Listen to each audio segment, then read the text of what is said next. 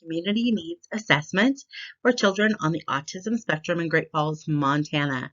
I hope that you enjoy this presentation and learn something about the needs that providers feel children on the autism spectrum need for services to improve their quality of life and their healthy functioning, period. I hope that you also enjoy each slide. We begin with our table of contents. Today I'm going to talk about the purpose of this needs assessment, each provider's credentials.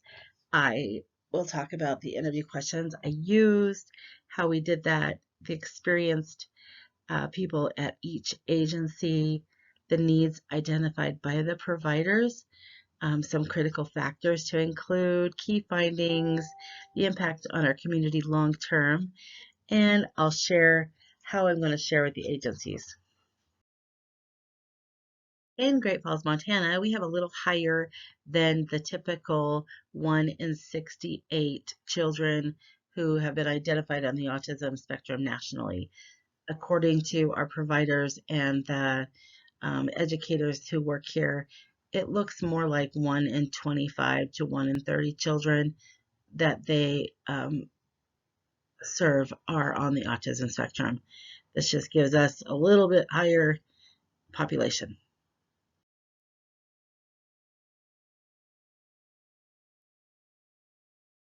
The purpose of this study was to identify from a provider perspective needs for children on the autism spectrum and for their families to get great care, to review wait lists, and to identify the largest community need that Great Falls had.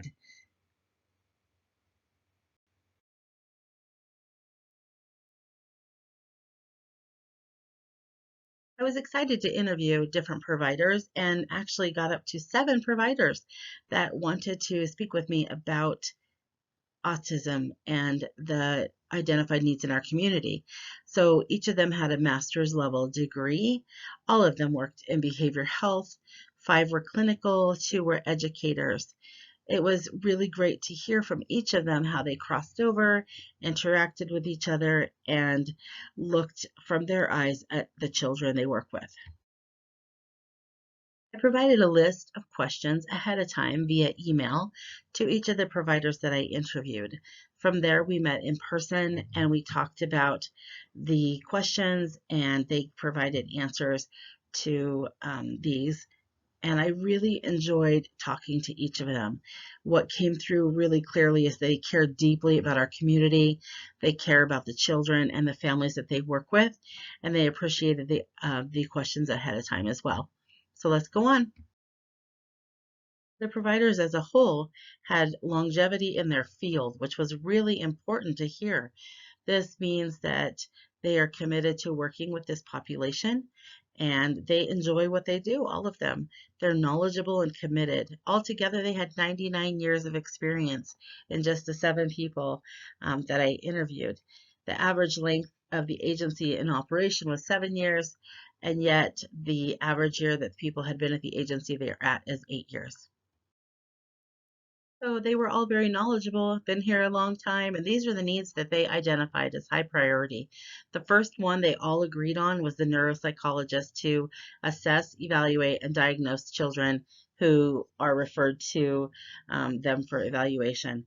They have to travel many miles here in Montana to do that, sometimes out of state. The next one would be in-home care, as followed by OT and speech therapy. These are important for our community. There were challenges meeting with some of the providers. Trying to do it while we were both working was hard, but we made it work. We did some after hours, and we talked about their wait list, which is a critical factor here in Montana because there's not enough providers. The wait lists are huge. It could take up to 6 months to get into a neuropsych, even in a different city, up to months to get into a provider here in town. Lack of collaboration, some people really felt like that was a huge need. And of course, we need a neuropsych. That was the theme. Each of these providers provided lots of information and conversation, more than I have here, but they really felt like the benefit for the community of having a neuropsych, of collaborating and having the therapist in town to meet the needs of children would be reduced costs for families, less travel for clients and families. They really wanted the parents to feel supported and the kids to have play groups. They just want improved outcomes overall for their clients, and I really appreciated that about each of them. Findings based on the needs assessment that I did really pointed to number one, needing a neuropsych.